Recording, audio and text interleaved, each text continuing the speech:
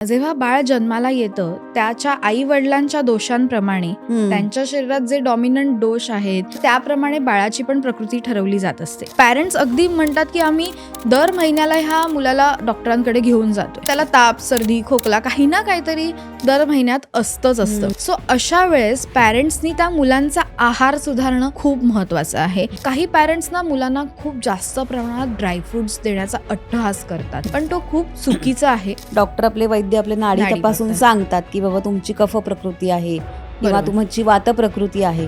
तर मग लहान मुलांचं हे कसं काय कळतं, म्हणजे ते कसं तुम्ही सांगता?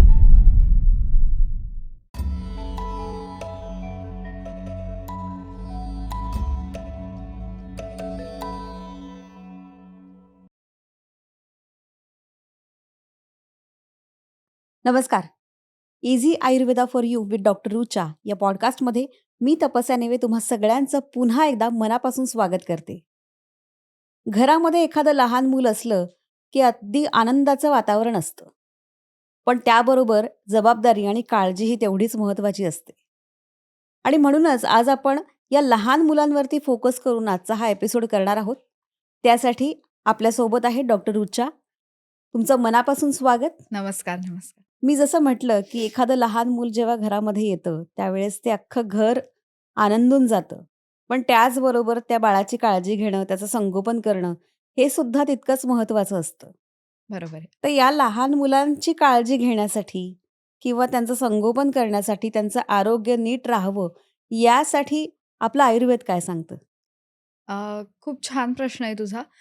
कसं आहे ना, आयुर्वेदामध्ये बाल्यावस्था सांगितलेली आहे हं. आणि ती अवस्था जी सांगितलेली आहे, ती वयाच्या 16व्या वर्षापर्यंत सांगितलेली आहे. हं. म्हणजे आपण म्हणतो की तान्हं बाळ जे मांडीत राहणार आहे, तेच बाळ आहे का?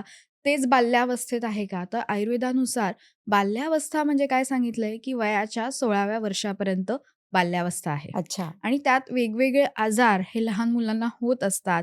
पण त्यावर आयुर्वेदानुसार काश्यप संहितेमध्ये त्या मुलांची प्रकृती कशी असते, त्यांना कोणते आजार होतात, त्यावर आयुर्वेदिक चिकित्सा कोणती करावी, हं, हं, ह्याचा हं. पूर्णतः उल्लेख आलेला आहे. सो अच्छा. त्याप्रमाणे आयुर्वेदात काही कल्प, काही औषधं बनवली गेली आहेत, की ज्याचा वापर आपण लहान मुलांसाठी पण करू शकतो. पण औषधांचा वापर हा नेहमी वैद्यांच्या सल्ल्यानुसारच करणं आवश्यक असतं. पण काही जे घरगुती उपाय आहेत, ते मात्र आपण ह्या लहान मुलांसाठी आयुर्वेदानुसार नक्की वापरू शकतो. जसं म्हणायला गेलो, की बाल्यावस्था म्हटलं, की नवजात बालकापासून चालू होऊन ते 16व्या वर्षापर्यंत अच्छा. हे जे काही आजार येतात, ते कौमारभृत्य हे आयुर्वेदातील एक चिकित्साशास्त्र आहे, हं, की हं, हं. ज्यामध्ये मुलांचे सगळे आजार ह्याचा उल्लेख तिथे आपल्याला मिळतो. म्हणजे गुटी देणं, सुवर्णप्राशन असू दे किंवा मुलांचे संस्कार, त्यांना कुठले संस्कार देणं गरजेचं आहे, बरोबर. ह्याची सुद्धा पूर्णतः माहिती आयुर्वेदामध्ये आहे. अच्छा. मग लहान मुलांची प्रकृती नेमकी कशी आहे? म्हणजे जसं आता आपण मोठे झाल्यानंतर डॉक्टर आपले वैद्य आपले नाडी नाडी तपासून बघतात. सांगतात, की बाबा तुमची कफ प्रकृती आहे किंवा बरोबर. तुमची वात प्रकृती आहे. तर मग लहान मुलांचं हे कसं काय कळतं? म्हणजे ते कसं तुम्ही सांगता? ओके. सो प्रकृती ही जन्मापासूनच मिळालेली असते. अच्छा. ती कधीच बदलत नाही. हं. जेव्हा बाळ जन्माला येतं, त्याच्या आई-वडिलांच्या दोषांप्रमाणे हं. त्यांच्या शरीरात जे डॉमिनंट दोष आहेत किंवा त्याप्रमाणे बाळाची पण प्रकृती ठरवली जात असते. अच्छा. नंतर बाळाची वात प्रकृती असू शकते, कफ प्रकृती, पित्त प्रकृती किंवा हं. वातपित्त, कफपित्त, त्रिदोष असू शकते. सो ह्याप्रमाणे बाळाची प्रकृती ही ठरत असते. आता वात प्रकृतीचं बाळ आपण जर बघितलं, तर ते बिलकुल झोपत नाही.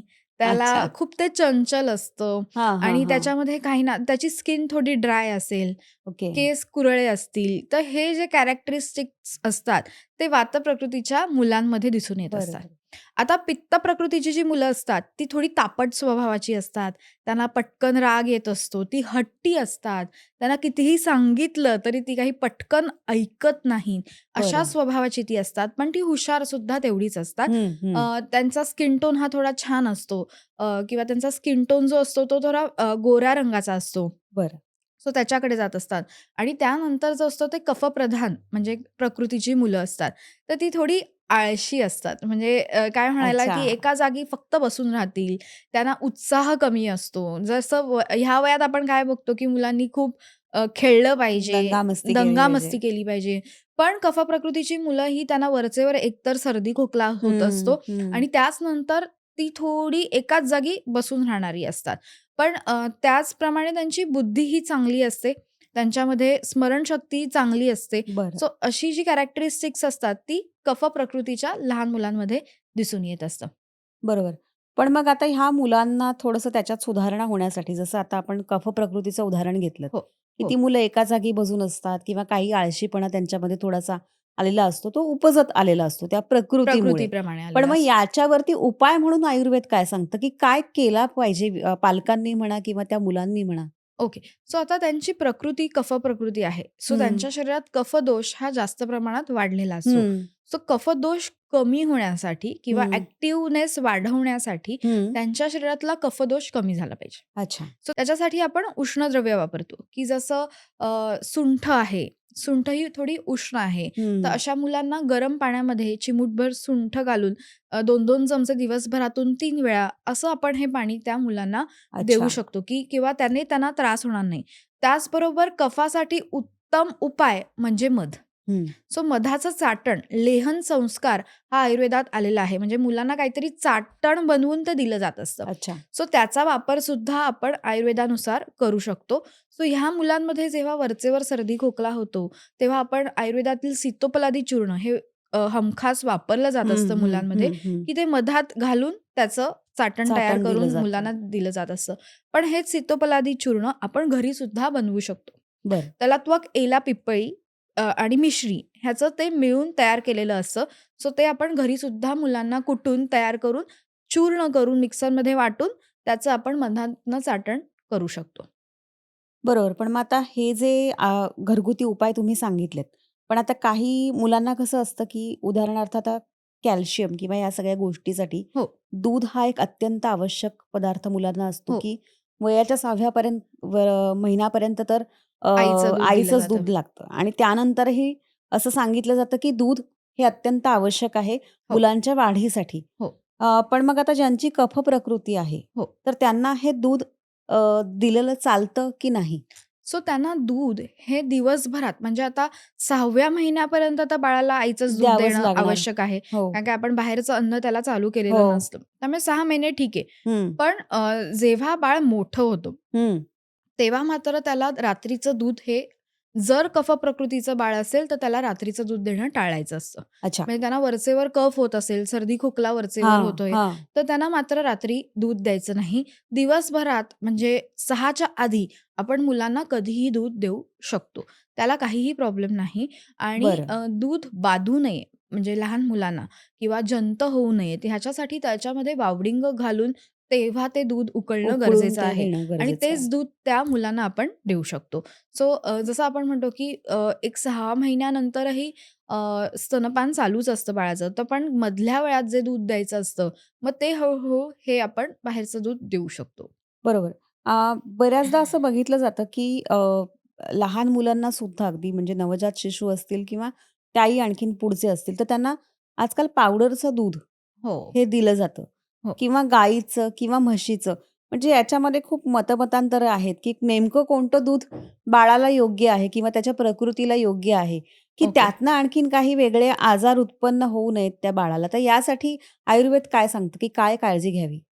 सो बाळाला आईचं दूध हे अमृतासमान आहे. बरोबर. त्यामुळे 6 महिने पहिले आईचंच दूध फक्त द्यायचं असतं. वरचं कुठलंही दूध द्यायचं नसतं. हं, कारण का बाळाला जेव्हा बाळ जन्माला येतं, तेव्हा पहिल्यांदा आईचं आणि बाळाचा स्पर्श होणं हा खूप महत्त्वाचा असतो हं. आणि तो स्तनपानानेच झाला पाहिजे आणि त्यामुळे बाळाला जेव्हा पोट साफ पहिले 24 ते 48 तासात त्याला काळीशी होते आणि ती बरोबर. जर नीट झाली तर बाळाला कावीळ होत नाही. पण हां. नंतर किंवा काही कारणास्तव जर बाळाला स्तनपान नीट दिलं गेलं नाही, हं. तर त्यामुळे कावीळ होण्याचे चान्सेस असतात. कारण काय त्याचं पोट साफ नीट होत होत नाही. नाही. सो हं, हं. पहिल्या 24 तासात ते 48 तासात बाळाचं पोट नीट होणं खूप महत्वाचं असतं. हं, सो हं. स्तनपान हे खूप महत्वाचं आहे. कोलेस्ट्रॉल आपण जसं म्हणतो, की बाळाला त्याच्यातूनच पहिले मिळतं. हं. त्यामुळे ठसका जाऊ नये म्हणून पहिले थोडं दूध काढून नंतर त्याला ते दूध पाजणं आवश्यक असतं. आवश्यक असतं. त्याच्यानंतर काही स्त्रियांमध्ये त्यांना दूध येतच नाही. हां. सो अशा वेळेस त्यांना बाहेरचं दूध देणं हे आवश्यक असतं, कारण काय ती इमर्जन्सी असते बरोबर. किंवा ते एखाद्या डॉक्टरांच्या सल्ल्यानेच ते देणं आवश्यक असतं आवश्यक असतं. किंवा ते स्वतःहून कुठलं मार्केटमध्ये जाऊन दूध आणलं, पावडर आणली आणि ते दिलं, असं न करता आपले जे पेडियाट्रिशियन्स असतील त्यांना विचारूनच ते देणं गरजेचं असतं. सो 6 महिन्यानंतर आपण बाळाला वरचं दूध देताना गाईचं दूध देऊ शकतो. अ, कारण काय कसं आहे, आयुर्वेदानुसार गाईचं दूध हे पचायला हलकं आहे. ते बाळाला पचू शकतं. पण अनेक जण त्याच्यात दूध मिसळून मग ते देत असतात. हं. तसं न करता ते लिक्विड फॉर्ममध्येच, म्हणजे त्याच्यामध्ये फॅट्स कमी असल्यामुळे बाळाला आपण ते डायरेक्टही देऊ शकतो. त्याला काहीच प्रॉब्लेम नाही. पावडर मिल्क हे एखाद्या पेडियाट्रिशियनला विचारून किंवा त्यांनी जर सजेस्ट सजेस्ट केलं. केलेलं असेल, तर ते द्यायला काही हरकत नाही. हरकत नाही. आता मुलं ही मोठी होत जातात आणि मग त्यांचे वेगवेगळे खाण्यापिण्याचे असे छंद त्यांना लागत लागत जातात. जातात. खरंय. कारण एकतर आपण लहान मुलं म्हटलं, की मग त्यांना चॉकलेट दे किंवा बिस्किट दे, हे असे प्रकार व्हायला लागतात हो. आणि आजकाल तर फूड पॅकेट्स हे खूप इझिली अवेलेबल असतात बरोबर. आणि घरी कोणी आलं, की ते काय घेऊन जायचं, तर मग ते फूड पॅकेट्समधलं खाऊ घेऊन मुलांना दिला जातात. जातो. अ, पण ह्या मुलांना म्हणजे वयाच्या आता कितव्या वर्षापासून त्यांना चॉकलेट दिलं जावं? कारण की कॅडबरी म्हणा किंवा चॉकलेट म्हणा हे शेवटी अ, जर तुम्ही अति प्रमाणात खाल्लं तर तुमचे दात खराब होतात हो. किंवा आणखीनही काही प्रॉब्लेम्स होत असतील.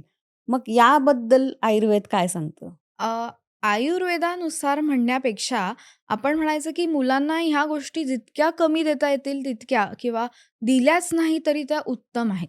बरोबर. जसं म्हणतो, की त्याच्यामध्ये कलर्स खूप जास्त असतात हं. आणि हे कलर्स खूप अ, मुलांच्या मानसिक आरोग्याचं सुद्धा ते डॅमेज करत असतात, की बरं. जसं ॲक्टिव्ह खूप जास्त मुलं दिसत असतील, तर त्यांच्यामध्ये नक्कीच शुगरचं प्रमाण जास्त जातंय. हो. सो ते कुठेतरी कमी होणं गरजेचं आहे. हं. आजकाल ADHD ह्याचं प्रमाण सुद्धा खूप जास्त प्रमाणात वाढायला लागलेलं हं, आहे हं, हं. आणि त्याला कुठेतरी कारण हे सिंथेटिक कलर्स सुद्धा आहेत. सो त्याचं प्रमाण आपल्याला 100% कमी ठेवायचं आहे. हं. जसं रेड 40 कलर आहे किंवा येलो 5 कलर आहे, अच्छा. ब्लू 9 ब्लू 1 कलर आहे. ह्याचं प्रमाण जर आहारातनं जात असेल, तर ते आपल्या मुलांच्या आरोग्यासाठी घातक असतं.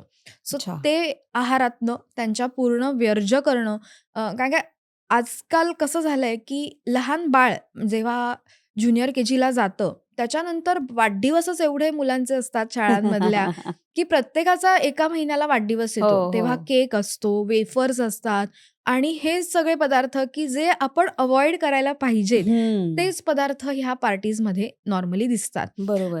तर हे पदार्थ कुठेतरी आपण टाळणं गरजेचं आहे आणि तेव्हा बर्थडे पार्टीजची सिस्टीम आपण थोडी बदलू शकतो का? हे पॅरेंट्सने नक्की बघावं. म्हणजे चिक्की द्यायची किंवा बरोबर. एखादं चॉकलेट न देता त्यांना तिळगुळ किंवा असे पदार्थ, पौष्टिक. पौष्टिक पदार्थ मुलांना देता येऊ शकतात का? किंवा काकडीचा केक करणं किंवा असे पदार्थ आपण थोडे बदलणं. कारण का हं. एकाने केल्यावर शाळेतल्या एका मुलाची पार्टी झाली, की बाकीच्या मुलांची पण डिमांड यायला चालू होते, बरोबर. की आम्हाला पण असंच पॅरेंट्सकडे, पाहिजे. की आम्हाला पण असंच पाहिजे. मग तेव्हा ते कुठेतरी त्यांना नीट समजावून, की अरे हे पदार्थ, कारण काय पॅरेंट्स काय कंप्लेंट करतात, की मुलांची पार्टी झाली, की ती अनेक वेळा आजारी पडताना दिसतात. हं, हं, हं. आणि काय होतं त्या गोंधळात त्यांचं काय खातायत, कलर्स किती जातायत केकमधनं, तो केक कुठल्या तुपातून बनवला गेला आहे किंवा ह्याची काहीच आपल्याला इन्फॉर्मेशन नसते आणि हं. त्यामुळे त्यांची इम्युनिटी कुठेतरी हॅम्पर व्हायला लागलेली असते. म्हणून बरोबर आहे. ह्या सगळ्या गोष्टी ज्या असतात, त्या पॅरेंट्सनी नीट लक्षात ठेवून हे फॉलो करणं पण तितकंच महत्त्वाचं आहे. तुम्ही आता इम्युनिटीचा प्रश्न काढलात, की हो, इम्युनिटी रोगप्रतिकारक क्षमता मुलांमध्ये वाढवण्यासाठी हो, कारण आजकाल आपण बघितलं तर मुलं खूप वारंवार आजारी पडताना दिसतात. हो, त्यांना सर्दी खोकलाच झाला आहे किंवा त्यांना फॅटीनेस त्यांचा आजकाल वाढत चाललेला आहे. हो, तर असे हो. वेगवेगळे आजार मुलांना खूप लहान वयात म्हणजे डायबिटीज सुद्धा अगदी आपण बघतो की सर्रास अगदी 4 वर्षाच्या मुलाला किंवा मुलीला टाइप पण 1 झालेला आहे. डायबिटीज तो असू शकतो. हां, सो हां, हां. तो जेव्हा मुलं जन्माला येतात हां. तेव्हापासूनच तो त्यांना झालेला असतो. काहींना सो तो तो असतो पण जेनेटिकली असतो. असतो. हां, हां, हां. पण 4 वर्षामध्ये वगैरे टाइप 2 डायबिटीजचं प्रमाण एवढं जास्त एवढं प्रमाणात जास्त नाही प्रमाणात दिसून येत. नसतं. पण मग हे बाकीचे जे आजार मुलांना वारंवार होतात, तर हो, ती रोगप्रतिकारक क्षमता कुठेतरी त्यांची कमी आहे. हो, मग नक्कीच. अशा वेळेस त्यांना काय आपण केलं पाहिजे? आता कसं वाढवलं पाहिजे रोगप्रतिकारक नक्कीच, क्षमता त्यांची? नक्की. काय होतं, की आपल्याकडे रासायनिक औषधं ही बाळाला सहज दिली जातात. म्हणजे हं. सर्दी झाली, औषध घे. काही झालं, औषध औषध घे. घे. पण तसं न करता बाळाला त्या इन्फेक्शन अगेन्स्ट स्वतःहून फाईट करता आली पाहिजे. हं, तरच त्या बाळाची इम्युनिटी ही स्वतःहून वाढणार आहे. हं, म्हणजे सर्दी झाली, त्याला थोडं गरम पाणी द्यायचं किंवा त्याला तुळशीचा काढा द्यायचा. घरगुती उपाय करून पहिले 1 ते 2 दिवस बघायचं, की ह्याने त्याला बरं वाटतंय का? ह्याने त्याचा त्रास कमी होतोय का? हं. कारण काय पॅरेंट्समध्येच पेशन्स लेव्हल नसते. त्यांना असं असतं, की हे बाळ लगेच बरं झालं पाहिजे. बरोबर. पण तसं न करता जर आपण तेव्हा पेशन्स ठेवून नीट ट्रीटमेंट घरगुती केली, तरीही बाळ नीट स्वतःहून होतं. ती हं. त्याची स्वतःहून वाढलेली इम्युनिटी असते. म्हणजे बरोबर. काही न औषध घेता किंवा काहीही न करता वाढलेली इम्युनिटी कारण काय शरीर हे स्वतःहून त्याच्या अगेन्स्ट फाईट फाईट करतंय. करतोय. तर ते वाढवणं ही गरज आहे. पण जेव्हा आपण एखादं रासायनिक औषध देतो, त्याच्यानंतर तेव्हा तर बरं वाटतं. पण त्यानंतर सायकल तयार होतं, की ते मूल वरचेवर आजारी पडायला लागतं. म्हणजे पहिले अँटिबायोटिक्स घेतले असतील, तर तेव्हा तर त्याला इम्युनिटी मिळून जाते. पण नंतर मात्र वरचेवर टॉन्सिल्सचा त्रास होणं, ताप हं, येणं किंवा सर्दी खोकला हे वारंवार त्या मुलांमध्ये दिसायला लागतं. हं. आणि अशा वेळेस पॅरेंट्स अगदी म्हणतात, की आम्ही दर महिन्याला ह्या मुलाला डॉक्टरांकडे घेऊन जातोय. अरे कारण का त्याला बापरे! ताप, सर्दी, खोकला काही ना काहीतरी दर महिन्यात असतंच असतं. हं. सो अशा वेळेस पॅरेंट्सनी त्या मुलांचा आहार सुधारणं खूप महत्त्वाचं आहे, की बरोबर. त्यांचा आहारच असा असावा, की त्याने आजारीच पडू नयेत एकतर आणि आजारी पडली तर ती लवकर बरीसुद्धा झाली पाहिजे. म्हणजे बरोबर, त्याला खूप बरोबर, लाँग पिरियड लागतोय बरं व्हायला, असं नसलं पाहिजे. तर ती मुलं लवकरात लवकर हील झाली पाहिजे. बरोबर. सो हे आयुर्वेदाच्या सहाय्याने आपल्याला शक्य असतं. आहार तुम्ही म्हणालात, की आहार त्यांचा योग्य असावा. हो, आता प्रत्येक ऋतूनुसार आपल्याकडे आहार एक वेगवेगळ्या पद्धतीने घेण्याची प्रथा आहे. हो, हो, तर या मुलांसाठी तुम्ही काय सांगाल? कारण आता नुकताच पावसाळा आता हळू-हळू संपतोय. हो, आता थंडी सुरू होईल पुढे हो, किंवा हो. उन्हाळा आहे. तर ह्या वेगवेगळ्या ऋतूंमध्ये आपण मुलांना काय आहार दिला पाहिजे, की त्यांच्या पोटात ते गेलं पाहिजे जेणेकरून ते आजारी पडणार नाहीत आणि त्यांची इम्युनिटी सुद्धा वाढेल? वाढेल. सो कसं आहे, की आता जेव्हा मूल हे आता पावसाळ्यात नॉर्मली जंत होण्याचे चान्सेस सगळ्यात जास्त असतात. हं, हं. कारण काय अशी समज आहे, की जंत हे फक्त गोड खाल्ल्यानेच होतात. तर असं नाही आहे. जर पाणी खराब असेल, तर त्याने सुद्धा जंत होऊ शकतात. हं, कधी-कधी मुलांच्या नखांमध्ये घाण अडकलेली असते, हं. त्यांनी सुद्धा जंत होऊ शकतात. बरोबर. शिळं अन्न सेवन वरचेवर होत असेल मुलांचं, गरम हं. अन्न नसेल, तर त्याने सुद्धा जंत होऊ शकतात. हो. सो पावसाळ्यात जंत होणार नाहीत ह्याची काळजी घेणं खूप महत्त्वाचं असतं. आणि मुलं शाळेत जातात. शाळेत गेल्यावर एका मुलाला जंत असतील, तर पुढच्या मुलाला पण ते जंत होऊ शकतात हं, संसर्गामुळे. सो हं. तेव्हा त्यांच्या पोटात हे जंतू संसर्ग तर नाही आहे ना, हे बघणं गरजेचं आहे. जर मुलांमध्ये जंत असतील, तर रात्री ते दात खातात. हो.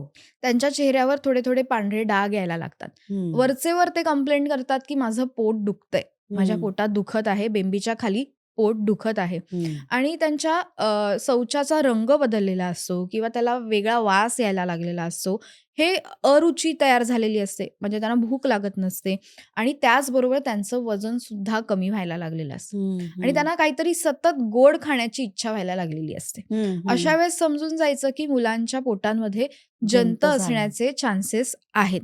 अशा वेळेस घरगुती उपाय साधा सोपा काय करायचा पावसाळ्यामध्ये, की मुलांचं जे पाणी आहे त्याच्यामध्ये ते उकळणं गरजेचं आहे आणि त्याच्यामध्ये वावडिंगाचे दाणे घालणं हे खूप महत्त्वाचं आहे. मग हं. त्यांना वरचेवर अ, जंतांचा त्रास होणार त्रास नाही. हा होणारच नाही. ते जर चॉकलेट्स खात असतील, जर वरचेवर गोड खात असतील, तर ते लगेचच्या लगेच बंद करणं आणि त्यांना त्यापासून ॲडिक्शन झालेलं असेल तर ते बंद करणं. थांबवणं. सो हे कुठेतरी त्यांना काउन्सिल करून, गाईड करून, की हे तुम्हाला हानिकारक आहे, हे बरोबर. खाऊन चालणार नाही. हे करून त्यांचं ते हळू प्रमाण कमी करणं गरजेचं असतं. काही पॅरेंट्स काय म्हणतात, "आम्ही तर त्याला काही देत नाही." पण बाहेर गेल्यावर हा मुलगा पहिले जाऊन चॉकलेट्सच मागतो. म्हणजे काय होतं, की पॅरेंट्सने दिलं नाही, की हीच मुलं बाहेर जाऊन पण मागणार आहेत. त्यामुळे थोडंफार त्यांना इंट्रोड्यूस तर करायचं, पण त्यांना तेही शिकवायचं, की हे किती प्रमाणात खाणं योग्य आहे आणि ह्याचं जर प्रमाण वाढलं, तर ह्याने आपल्याला कोणते त्रास त्रास होऊ होऊ शकतात. शकतो. ह्यांचं मुलांना सुद्धा ज्ञान देणं खूप महत्वाचं आहे. बरोबर. तुम्ही आता सांगितलत ते पावसाळ्याबद्दल सांगितलत. आता हिवाळा येतोय, हो, थंडीचे दिवस येतात आणि थंडीच्या दिवसामध्ये वारंवार सर्दी होणं, हो, खोकला होणं हो. किंवा ताप येणं, हे बरोबर, असे आजार खूप प्रमाणात बघायला मिळतात किंवा आजकाल लहान मुलांचे सुद्धा हातपाय दुखतात. बरोबर. म्हणजे ते दुखण्याचं प्रमाण सुद्धा वाढलेलं आहे काही हो, प्रमाणात. हो, तर हो. अशा वेळेस काय काळजी घ्यायची त्यांनी आणि काय त्यांचा आहार असला पाहिजे? ओके. सो लहान मुलांमध्ये जेव्हा थंडी येते, तेव्हा एकतर त्यांची रुक्षता वाढायला लागणार आहे. हं, स्किनची रुक्षता, हं, ड्रायनेस यायला लागतो. प्लस त्यांचा अग्नी पण वाढलेला असतो. म्हणजे त्यांना भूक लागते, कडकडीत भूक लागते. हं, पण पचवण्याची शक्ती पण चांगली असते. अग्नी चांगला असतो तेव्हा. हं, हं. सो मग तेव्हा त्यांना चांगला आहार मिळणं, कारण काय ते खाणार आहेत, ते पचणार आहे. त्यामुळे त्यांचा आहार हा चांगला असणं त्या काळात खूप महत्त्वाचा असतो. थंडीमध्ये त्यांच्या स्किनची म्हणजे त्वचेची काळजी घेणं खूप महत्त्वाचं असतं. हात कधी-कधी त्यांचे थंड पडतात, हात हो. ड्राय पडतात, तर त्याला खोबरेल तेलाचा मसाज रात्री झोपताना करायचा. पाय दुखत असतील तर त्याच्यासाठी दिवसातून 1 कप तरी दूध मुलांनी पिणं गरजेचं आहे. हं. एक तरी खारीक खाणं गरजेची आहे आणि त्याबरोबर रात्री झोपताना आई-वडिलांनी मुलांना पायाला छान तेलाचा मसाज करून देणं, नित्य नियमाने करून देणं खूप गरजेचं आहे. कारण का ह्या वयात त्यांची उंची वाढत असते. बरोबर. त्यामुळे त्यांची बोन लेंथ सुद्धा वाढत असते हं, आणि हं, हं. त्यामुळे तेव्हा त्यांचे पाय हे नैसर्गिकरित्या दुखत असतात. असं नाहीये, की ते फक्त अच्छा. खेळतायत, खूप म्हणून उड्या दुखतायत. मारतायत, म्हणून दुखतायत असं नसून त्यांची हाईट वाढत असते त्या वयामध्ये ओके. आणि त्यामुळे त्यांचे पाय हे दुखत दुखत असतात. असतात. त्यामुळे त्यांना अभ्यंग म्हणजे तेल लावणं हे त्या काळात खूप महत्त्वाचं असतं, की हं. ज्याने त्यांना बरं वाटतं, शांत झोप लागते आणि त्यांची वाढ नीट व्हायला सुद्धा मदत होत असते. तसं आपण बघायला गेलं, की उन्हाळा आला, की खूप उष्णता जास्त असते आणि डिहायड्रेशन होण्याचे चान्सेस मुलांमध्ये जास्त असतात किंवा लघवीच्या जागी जळजळ होणं, असे सुद्धा प्रॉब्लेम्स मुलांमध्ये ह्या काळात दिसून येत असतात हं. किंवा पुरळ येणं अंगावर, घामोळं येणं, हे सगळे त्रास ह्या मुलांना उन्हाळ्यात होऊ शकतात. तेव्हा उन्हाळ्यात पन्ह देणं किंवा लिक्विड्स जास्त देणं, सरबतं जास्त देणं, हं. नारळ पाणी देणं, हे ह्या काळात जास्त करणं गरजेचं आहे किंवा अगदी लहान मुलांना सब्जा रात्री भिजत घालून सकाळी उठल्यावर तो दुधातून आपण देऊ अच्छा. शकतो. हं, हं. काही पॅरेंट्स ना मुलांना खूप जास्त प्रमाणात ड्रायफ्रुट्स देण्याचा अट्टहास करतात. हं. पण तो खूप चुकीचा आहे. कारण काय ते उष्ण असतात. ड्रायफ्रुट्स ही खूप उष्ण असतात. त्यामुळे काळा मनुका, अंजीर हे दिलं तर चालेल. पण बदाम 10 खाणं किंवा बापरे! हे जर असं होत असेल कारण का एखादा लाडू जर ड्रायफ्रुट्सचा लाडू असेल, तर तो एका लाडूमध्ये किती ड्रायफ्रुट्स जात आहेत ह्याचं प्रमाण काही आपण मोजू नाही शकत. म्हणून लहान मुलांना नॉर्मली 1 ते 2 बदाम, 1 ते 2 अक्रोड एवढंच देणं अपेक्षित आहे. त्याहून जास्त त्यांना देणं योग्य नाही. कारण काय ते त्यांना उष्ण पडू शकतात आणि त्यानंतर त्यांना गळू येणं किंवा हो. ॲक्ने येणं हे सुद्धा प्रॉब्लेम्स लहान मुलांमध्ये आपल्याला दिसून येऊ शकतात. त्यामुळे जास्त ड्रायफ्रुट्स ह्या मुलांना द्यायचे नाही. मात्र सकाळी भिजत घातलेले रात्री भिजत घालून सकाळी अनशपोटी आपण त्यांना काळ्या मनुका आणि अंजीर हे मात्र आपण त्यांना देऊ देऊ शकतो शकतो. आणि 1 बदाम, 1 अक्रोड हे त्याबरोबर आपण देऊ शकतो. सो ह्यानी त्यांचं जे काही बुद्धी वाढण्यासाठी त्याने सुद्धा त्यांना मदत होणार आहे. बरोबर. आता ही मुलं जशी-जशी मोठी होतात, एक 10-12 वर्षानंतर, हो, की आपण म्हणतो की ती आता टीनेजर झालेली हो, आहेत. हो, आजकालचा हा प्रचलित शब्द आहे, की टीन एजमध्ये ते आता आलेत हो, आणि त्यांच्यामध्ये खूप बदल व्हायला लागतात. मुलं असतील, मुली असतील हो. आणि विशेषतः मुलींमध्ये अ, लवकर पाळी येण्याचं प्रमाण आजकाल वाढलेलं वाढलेलं आहे, आहे. की ती वयोमर्यादा जी आहे ती कमी झालेली आहे आणि अगदी शाळेत 5वी 6वीत असतानाच त्यांना पिरियड्स यायला सुरुवात होते. तर अशा वेळेस तुम्ही पालकांना काय सांगाल, की त्या मुलींची काळजी कशी घेतली पाहिजे? नक्कीच. अ, आजकाल काय झालंय, की मुलींचं अंड्याचं प्रमाण हे जर त्या वयात जास्त असेल किंवा हं, दुधाचं प्रमाण हे त्या काळात जास्त असेल, हं. तर त्याने त्यांच्या शरीरात हॉर्मोनल इम्बॅलन्स होण्याचे चान्सेस असतात. हां. जसं की अंडं हे कोंबडीला हॉर्मोन्स देऊन त्यापासून ही अंडी तयार ओह! होत असतात. हो, हो, हो, सो हो. त्यामुळे ती कुठेतरी हॉर्मोन्स अंड्यामधून मुलींना सुद्धा जात असतात. हं, तसंच गायींना सुद्धा इंजेक्शन्स दिली जात असतात. हं. चांगलं दूध देण्यासाठी हॉर्मोन्सची इंजेक्शन्सच दिली जात असतात आणि त्यामुळेच हे दूध प्यायल्यानंतर सुद्धा मुलींमध्ये लवकर पाळी येण्याचे चान्सेस असतात. हो, आधी याची वयोमर्यादा ही 12 वर्षानंतर असायची. हो. पण आजकाल ती 8-9 9. ह्या वर्षात सुद्धा मुलींना पाळी आलेली दिसून येत असते. बरोबर. तर अशा वेळेस जेव्हा मुली 8 ते 9 वर्षाच्या होतात, तेव्हा ह्या पदार्थांचं प्रमाण थोडंफार हळू कमी कमी करायचं. करणं गरजेचं असतं आणि त्याचबरोबर त्यांना स्ट्रेस मॅनेजमेंट पण शिकवणं गरजेचं आहे.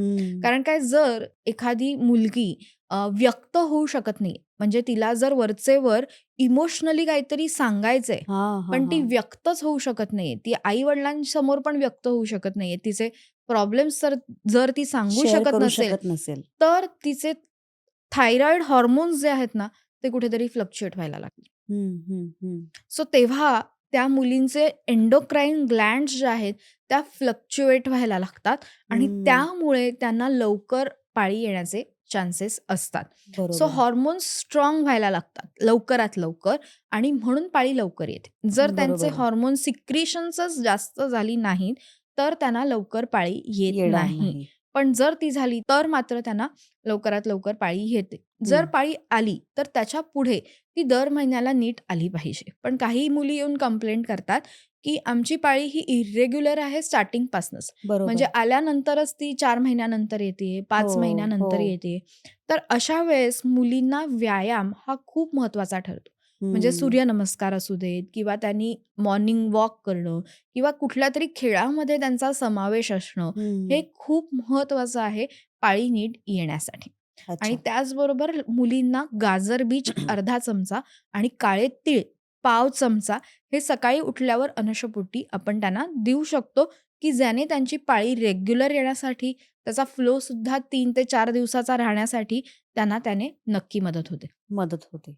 आता हे झालं मुलींबद्दल. हो, आता टीन एजमध्ये थोडंसं आजकाल असं झालेलं आहे, की मोबाईल बघण्याचं प्रमाण किंवा हो. त्याच्यावरती गेम खेळण्याचं प्रमाण हे खूप वाढलंय वाढलंय. आणि त्याच्यामुळे मुलांमध्ये त्यांचा चिडचिडा स्वभाव किंवा ॲरोगंट झाली आहेत आजकालची मुलं, असं खूप सगळीकडे बोललं जातंय. तर मग अशा वेळेस त्यांच्या प्रकृतीची काळजी कारण शेवटी तो त्रास त्यांनाही होतोय, की ते ज्यावेळेस चिड करतायत किंवा आरडाओरडा करतायत, तर त्याचा त्रास त्यांच्या प्रकृतीलाही होतोय. हो. मग अशा वेळेस काय केलं पाहिजे? कालच माझ्याकडे एक पेशंट आलेले. त्यांनी मला काय सांगितलं, की माझी मुलगी आणि मुलगा रोज रात्री उशिरापर्यंत टीव्ही बघतात. हं, म्हणून आम्ही आता वायफायच बंद करून टाकला आहे. हं. म्हणजे त्यांचं साधं सोपं उत्तर होतं, की जर घरी टीव्ही आहे आणि वायफाय असेल, तर त्या मुलांना कंट्रोल ठेवणं राहणार नाही. किंवा हा खूप कठीण जातो. जर मुलं एका लिमिटमध्ये तुमचं ऐकतायत आणि एखाद्या म्हणजे कसं असतं, की आयुर्वेदानुसार काय सांगितलंय, की वयाच्या 5व्या वर्षापर्यंत मुलांचे लाड करा. पण 5व्या वर्षानंतर कुठल्यातरी एका पॅरेंटचा तरी पूर्ण मुलांवर धाक असणं, हे आवश्यक आहे. खूप महत्त्वाचं आहे. तेव्हा त्याला शिस्त लावणं ही खूप महत्त्वाची आहे. जर एकाही पॅरेंटचं म्हणजे आजकाल काय झालंय, की आपल्या काळात आपण अगदी आई-वडिलांनी एक नजर जरी दिली, तरी आपण शांत बसायचो. अगदी, अगदी. पण आजकालची मुलं ही अशी नाही. हो. आपण पण आपली पण चूक असते कुठेतरी. फ्रेंडली आपण जास्त वागतो त्यांच्याबरोबर किंवा आपण तो मित्र धाक असल्या ठेवत नाही आपण. धाक ठेवत नाही. सो तो कुठेतरी असणं हा खूप महत्त्वाचा आहे. त्यांना जर तो धाक एखाद्या तरी पॅरेंटचा असेल, तरी मुलं हं, शिस्तीत राहतात. मग एवढा प्रॉब्लेम होत नाही. मग हं, त्यांना टाईम टेबल आखून देणं, की तुला सकाळी अर्धा तास एवढा मिळेल किंवा संध्याकाळीच मिळणार असेल, तर संध्याकाळचा अर्धा तास हा त्याला टाईम टेबल लिहून द्यावं, की तुझं हे जेवणाची वेळ ही आहे. तुझी टीव्ही बघण्याची ही वेळ आहे किंवा फक्त सॅटर्डे, संडे टीव्ही बघायचा आहेस तू बाकीच्या दिवसात तुझे क्लासेसच आहेत, की तुला टीव्ही बघायला वेळ नाही आहे. सो हेही करणं कुठेतरी गरजेचं असतं. जेव्हा मूल वरचेवर टीव्ही बघतं किंवा त्याला सतत रील्स बघणं किंवा ह्याची सवय लागली असेल, तर डोपामाइन सिक्रेशन्स ही खूप जास्त व्हायला लागतात आणि त्यांना ती एक विनिंग जी फीलिंग असते, की हे आनंद हम्म. मिळाला. सो हे कुठेतरी त्यांना ते मिळत जातं. आजकाल गेम्सचं प्रमाण पण खूप खूप वाढायला लागलंय वाढलंय. आणि त्याचं ॲडिक्शन हे व्हायला लागतं. सो तेही वेळेवर म्हणजे मुलं काय करतायत ह्याच्यावर आई-वडिलांचं पूर्ण लक्ष असणं हे खूप महत्त्वाचं आहे. कारण काय करिअर सांभाळतानाच मुलं नक्की काय करतायत हेही पालकांना नीट माहीत असणं खूप महत्त्वाचं आहे. आणि जर त्याचं प्रमाण खूप जास्त प्रमाणात असेल, तर मात्र त्यांना काउन्सिलिंग देणं किंवा त्यांना एखाद्या शास्त्र शास्त्रज्ञाकडे घेऊन जाणं हे खूप गरजेचं आहे. निश्चितच. म्हणजे मुलांच्या वाढीसाठी जेवढं त्यांच्या आहाराकडे लक्ष देणं आवश्यक आहे, तेवढंच त्यांच्या मानसिक आरोग्याकडे सुद्धा लक्ष देणं तेवढंच महत्त्वाचं आजकाल झालेलं आहे. त्यांच्या ह्या सगळ्या आरोग्याकडे लक्ष देताना, मग त्यांची दातांची निगा असेल किंवा त्यांची उंची वाढणं असेल, हो, तर ह्या सगळ्यासाठी सुद्धा आपल्याला प्रकर्षाने लक्ष द्यावं लागतं. बरोबर. कारण नाहीतर मग काहींची उंची वाढत नाहीये किंवा हो, दात लवकर खराब होतात, लवकर किडतात. हो, म्हणजे हो. अक्षरशः आजकाल मी बघितलेलं आहे, की अगदी 6व्या-7व्या वर्षी सुद्धा रूट कॅनल करावं लागलंय. बरोबर. अशी मुलं आपल्याला आजूबाजूला बघायला मिळतात. तर मग अशा वेळेस ती निगा कशी राखायची आहे? ओके. जर मुलं रात्री झोपताना दूध पीत असतील, तर त्यानंतर त्यांचे दात किडण्याचं प्रमाण हे वाढायला लागतं. अच्छा. म्हणजे असं नाही की फक्त ते गोड खातायत हं, आणि हं, हं. म्हणूनच त्यांचे दात किडतायत. तसं नसून तर रात्री झोपताना काही-काही मुलं तर अगदी तोंडात बॉटल ठेवून झोपलेली असतात अरे बापरे! आणि हं, हं. त्याने सुद्धा कॅव्हिटीज तयार व्हायला लागतात आणि त्यांचे दात किडायला लागतात. हं, म्हणून किंवा त्याच्यावर म्हणजे दातांवर वेगळ्या कलरचा थर यायला लागतो. सो हं. अशा वेळेस दातांची काळजी घेणं हे खूप महत्त्वाचं आहे आणि त्यांना अ, कसं आहे की दंतधावन ही एक दिनचर्येतील एक भाग सांगितलेला आहे. सो ते दंतमंजन असतं ते वापरणं मुलांसाठी म्हणजे त्यांच्या दातांची निगा राखण्यासाठी सुद्धा आपल्याला मदत होत असते किंवा एखाद्या मुलाचा दात दुखत असेल, तर आपलं साधं खोबरेल तेल घ्यायचं, त्याच्यामध्ये लवंग घालून ती परतायची छान आणि ते तेल कापसात घालून त्या कापसाचा गोळा हा जिथे दात दुखतोय तिथे तिथे आपण लावायचं. ठेवू शकतो. म्हणजे लगेचच कुठलंही पेन किलर न देता पहिले वेदना थांबवण्यासाठी आपण त्याचा वापर करू शकतो. हं. किंवा मुलांना कसं असतं, की दात नीट राहण्यासाठी त्यांना एक डेंटल हायजीन मेंटेन कसं करायचं हेही शिकवणं खूप महत्त्वाचं आहे. 2 वेळा दात घासणं किंवा त्यांना काय करणं गरजेचं आहे याचं बरोबर. सुद्धा पालकांनी नीट ट्रेनिंग देणं गरजेचं असतं. मी बघितलेलं आहे, की बऱ्याच जणं आजकाल मोबाईल देतात बघायला हां. आणि मग जेवण भरवत असतात. हो. आणि मग अशा वेळेस त्या मुलाच्या तोंडामध्ये तो घास किती काळ राहतोय, हे त्याचं त्याला माहिती कळतच नसतं. नाही. एक तर हो. तो लहान असतो, त्यात तो मोबाईलमध्ये गुंतलेला असतो हो, हो, आणि मग तोंडात बराच वेळ घास राहतो. हो. मग ह्याच्यामुळे सुद्धा दात खराब होऊ शकतात का? ह्याच्याने सुद्धा दात नक्कीच खराब होऊ शकतात. कसं असतं की आम्लपित्त वाढणार आहे. जर हं. त्याने एवढा वेळ तोंडात घास ठेवलाय, तर त्याला अपचन होणार आहे आणि त्यानंतर त्या मुलाला ॲसिडिटी होण्याचे सुद्धा हं, चान्सेस हं, हं. असतात. कारण काय ॲसिड सिक्रेशन्स खूप फास्ट होत आहेत, पण अन्न मिळत नाहीये एवढ्या स्लो पेसवर गेल्यामुळे. सो त्यानंतर दातांना अम्लता येण्याचे चान्सेस असतात आणि त्यामुळे त्यांचे दात खराब होण्याचे सुद्धा चान्सेस चान्सेस असतात. म्हणजे असतात. एनामल जे असतं ते जाण्याचे चान्सेस असतात. हं, सो हं, ते हं. वरचे वर न करता त्यांनी जे काय करणं गरजेचं आहे, की वेळेवर एक टाईम स्पॅन म्हणजे 20 ते अर्धा मिनिटं मुलांना द्यायचा. एक टाइमर लावून त्यांना सांगायचं, की ह्या वेळात तुझं जेवण झालं पाहिजे. नीट हं. चावलं गेलं पाहिजे. जर चावलं गेलं नाही, तरी ते पचन नीट होणार नाहीये. हं, हं. सो ते बरोबर, नीट चावून खाणं गरजेचं असतं. बरोबर. आता हे जेव्हा मुलं नीट मेंटेन करतात, तर मग त्यांना एवढा त्रास त्रास नाही नाही होत. होत. कारण काय त्यांना कळतं, की आपण नक्की काय खातोय, हं. कुठल्या चवीचं खातोय, षड्रस जे हां. आहेत त्यातलं कुठली चव जाते आणि बरोबर, त्या अन्नाला बघून आपल्याला ते खावंसं पण वाटलं पाहिजे. आणि जर बरोबर. मुलं टीव्ही बघून खाताय, तर त्यांची काहीच त्या अन्नाकडे प्रेम नाही आहे, काहीच नाही, नाही, भावना नाही. नाही आहे. हं. सो ते एक छान भावना तयार करून मगच त्या अन्नाचं सेवन करणं खूप महत्त्वाचं असतं. आता उंची वाढण्यासाठी तू जसं मला हं. विचारलंस, तशी माझ्याकडे एक पेशंट आली. ती 14 वर्षाची होती, पण दिसायला ती 5 वर्षाची दिसत होती. ओह! सो आली तेव्हाच मी घाबरले, की "अरे, अगं तू 14 वर्षाची आहेस आता आणि तू दिसायला 5 वर्षाची आहेस." तिची आई म्हणाली, की "मॅडम ही मुलगी वर्गात पहिली येते." ओह! तर ह्या तिच्या टीचरने मला सांगितलं, की "हिला लक्ष द्या वेळेवर तुम्ही, हिची वाढ नीट झाली पाहिजे." सो अशा वेळेस ती माझ्याकडे आली, तेव्हा पहिले मी तिला विचारलं, की "तू थायरॉईड चेक केलेला आहे का?" पहिले अशा केसेसमध्ये थायरॉईड पहिले चेक करणं खूप महत्त्वाचं हं, असतं. हं. तिला सतत पोटदुखीचा पण ह्याच्याबरोबर त्रास तिला हं, होत होता हं, किंवा हं. वरचेवर सर्दी खोकला होणं ह्याचा सुद्धा तिला त्रास होत होता. तिला 1 महिन्याची मी औषधं लिहून दिली आणि 1 महिन्यानी मी तिला सांगितलं, की "तू मला परत दाखवायला ये." 1 महिन्यानी जेव्हा ती आली, तेव्हा तिची आई म्हणाली, की "मॅडम हिची उंची वाढली." शाळेतच तिची उंची तपासली गेली. 125 सेंटीमीटर जी होती, ती तिची 130 सेंटीमीटरला आलेली ओह! होती, की ती तिची वाढतच नव्हती. म्हणजे तिची वाढ ही खुंटलेली होती. हं. जसं एखादं झाड कसं वाढतच नाही, त्याची वाढ खुंटली आहे, त्याप्रमाणे तिची वाढ थांबलेली होती. पण योग्य चिकित्सा केल्यावर त्याच मुलीची हाईट ही नीट वाढायला लागली आणि तिची जी पचनशक्ती बिघडलेली होती, त्यामुळे हा तिला त्रास होतो. ओह! म्हणजे उंची वाढत नसेल, तर फक्त उंची वाढवण्यासाठी ट्रीटमेंट न करता, पहिले त्यांचं पचन पचन पण नीट होतंय सुधारणं का? खूप महत्त्वाचं असतं. तिचं पचन सुधारलं, तिचं पोटात दुखण्याची जी कंप्लेंट होती, तीही कमी झाली आणि जेव्हा ती 1 महिन्यांनी माझ्याकडे आली, तेव्हा मला अ, बघताना तिची उंची वाढलेली स्वतःहून दिसत होती. म्हणजे हं, बघतानाच मला वाटलं, "अगं, तुझी उंची खरंच वाढली आहे." सो हं. हे कुठेतरी आयुर्वेदिक ट्रीटमेंटने किंवा चिकित्सेने घडणं शक्य असतं. पण बरोबर. मुलींची जी उंची असते, ती वयाच्या 18व्या वर्षापर्यंतच वाढते हो. आणि मुलांची जी उंची असते, ती 21व्या वर्षात. 21व्या वर्षापर्यंतच वाढते. अशा वेळेस त्यांचा अस्थिधातू नीट असणं हे खूप गरजेचं आहे.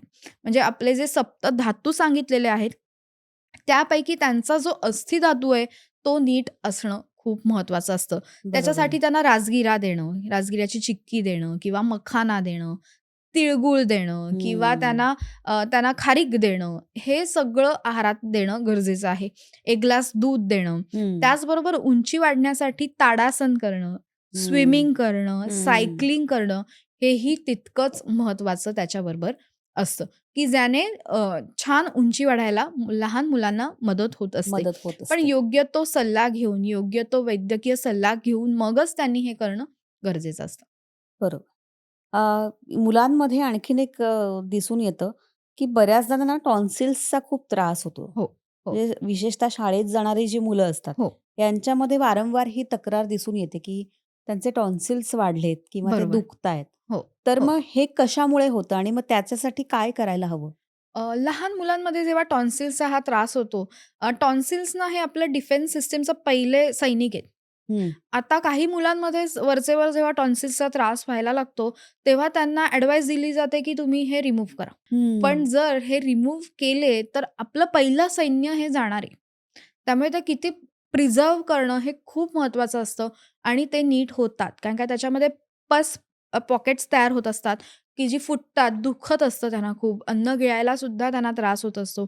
अशा वेळेस मुलांना गुळण्या करायला शिकवायचं. हं, म्हणजे शाळेतून आलं, की गरम पाणी आणि हळद ह्याने गुळण्या करणं, थंड पदार्थ, आईस्क्रीम्स, तळलेले पदार्थ हे पूर्ण वर्ज्य करणं आणि टॉन्सिल्सचा जर वरचेवर त्रास होत असेल, त्याने ताप येत असेल, तर मात्र आपण ज्येष्ठ मधाचा काढा हा लहान मुलांना देऊ शकतो. हं, सो ज्येष्ठ मधाच्या ज्या मुळ्या असतात किंवा खोड असतं छोटंसं, सो ते घेऊन ते उकळून त्याचा काढा आपण मुलांना देऊ शकतो किंवा ज्येष्ठ मधाचं जे चूर्ण असतं, ते मधातून चाटण तयार करून आपण लहान मुलांना देऊ शकतो, की ज्याने वरचेवर त्यांना टॉन्सिलचा हा त्रास होत नाही. घशाला ना फॅरिंजायटिस झालेला असतो.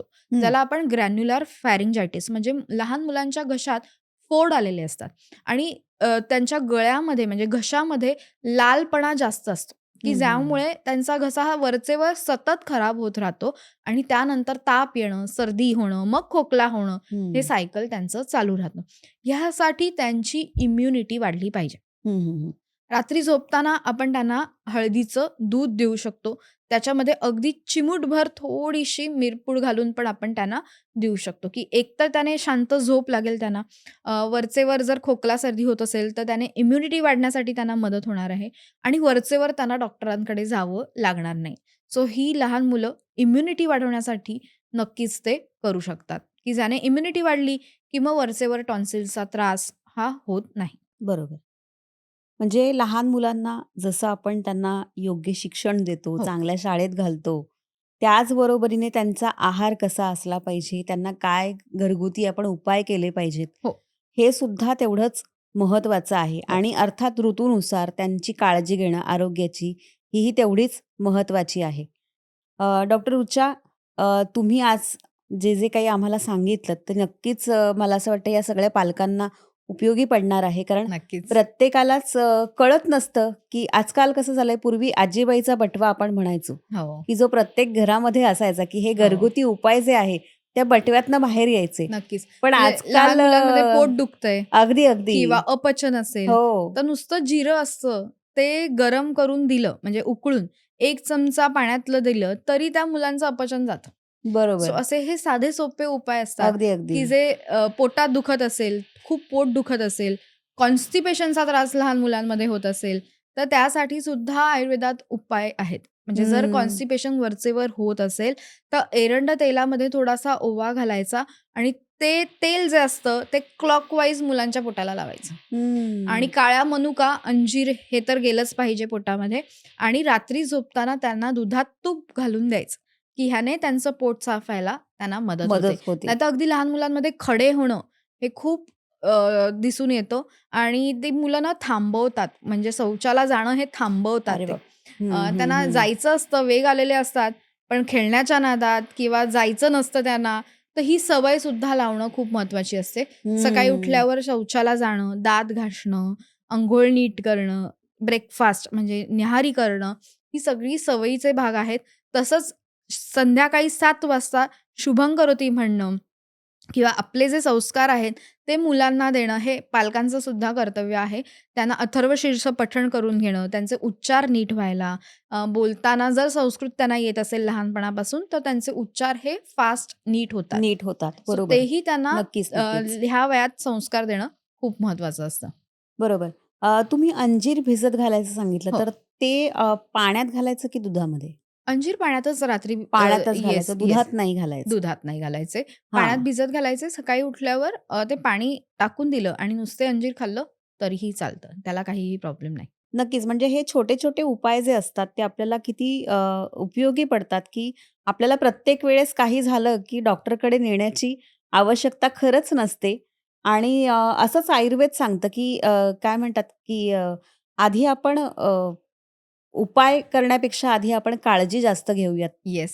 स्वस्तस्य स्वास्थ्य रक्षणं म्हणजे आजारी पडू नये म्हणून म्हणून सुद्धा सुद्धा काळजी. आपण काळजी घेणं गरजेची असते. मला खात्री आहे, की तुम्हाला सुद्धा तुमच्या बऱ्याच प्रश्नांची उत्तरं यातून मिळाली असतील. पण त्यातूनही आणखीन काही तुम्हाला वेगळे प्रश्न असतील, काही प्रॉब्लेम्स असतील, तर जरूर तुम्ही डॉक्टर रुचा यांच्या क्लिनिकला भेट देऊ शकता किंवा तुमच्या स्क्रीनवरती जो नंबर दाखवलाय, त्यावरती त्यांना संपर्क करू शकता आणि आपल्या अडचणी त्यांना सांगू शकता. ते नक्कीच हेल्प करतील. कारण त्यांनी मगाशी जे उदाहरण सांगितलं, की त्या मुलीची उंची एका महिन्यामध्ये 5 सेंटीमीटर वाढली. तर याच्यावरूनच कळतं, की आयुर्वेद हे किती महत्त्वाचा रोल असतो त्याचा आपल्या आरोग्यामध्ये किंवा आपल्या आयुष्यामध्ये. तर नक्कीच तुम्ही तन्वीच्या क्लिनिकला भेट द्या. डॉक्टर रुचा यांना संपर्क करा आणि डॉक्टर रुचा, खरंच तुमचे खूप खूप आभार. तुम्ही नक्कीच. वेगवेगळ्या विषयांवरती खूप छोट्या-छोट्या टिप्स देतायत, की ज्याच्यामुळे घरी साधं सोपं काय करायचं, हे दर एपिसोडमध्ये तुम्ही वेगवेगळ्या विषयांमधनं आम्हाला सांगताय. नक्कीच. आणि जरूर तुमचं क्लिनिक आहे किंवा हो, तुमची जी जागा आहे हो, कामाची, हो. ती नक्कीच आमच्या प्रेक्षकांना जाणून घ्यायला आवडेल. तर नक्कीच. आपण नक्कीच लवकरच तन्वीच्या क्लिनिकला नक्की. भेट देऊयात आणि तिथे करूयात, की तुम्ही नेमकं काय-काय करता? करेक्ट. म्हणजे आजीबाईचा बटवा आता घरी जरी नसला, तरी आजीबाईच्या ह्या बटव्यातनं आणखीन काय-काय बाहेर पडतंय आणि ते कुठून येतंय? तर नक्कीच. हे आम्हाला नक्कीच जाणून घ्यायला आवडेल. नक्की तर आपण तुमचे व्हिजिट करूयात. तू नक्की, नक्की नक्की. ये. मी तुला नक्की सगळं सांगेन. Yes, yes, yes. खूप खूप मनापासून या. आभार थँक यू सो आणि मच. तुमचे सुद्धा मनापासून आभार. तुमचे आमच्या आमच्या पॉडकास्टला तुम्ही इतका छान रिस्पॉन्स देताय आणि असंच तुम्ही हे बघत राहा आणि अधिकाधिक लोकांपर्यंत हे पोहोचवा. कारण आयुर्वेद हे आपल्यासाठी किती महत्त्वाचं आहे हे काही एपिसोड्समधनं किंवा त्यांच्या चिकित्सेवरनं तुमच्या लक्षात आलंच असेल. तर नक्कीच आमच्या चॅनलला लाईक, सबस्क्राईब करायला विसरू नका आणि शेअर नक्की करा. Thank you.